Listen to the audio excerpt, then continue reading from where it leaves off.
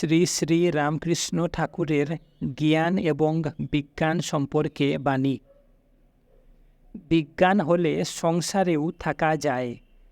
এখন বেশ অনুভব হয় তিনি জীব জগৎ হয়েছেন, তিনি সংসার ছাড়া নন।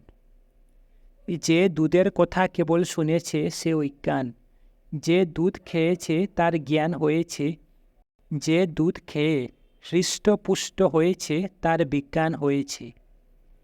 যে ঈশ্বরকে সর্বদা দর্শন করেছে, তার সঙ্গে কথা করছে, সে বিজ্ঞানী।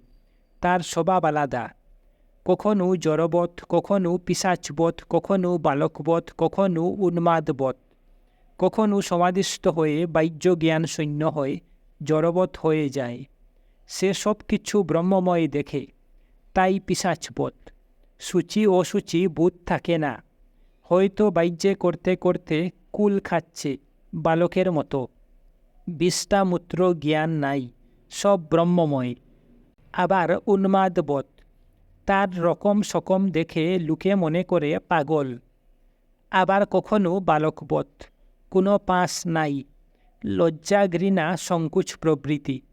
ঈশ্বর দর্শনের পর এই কাম ক্রোধাদি আর থাকে না।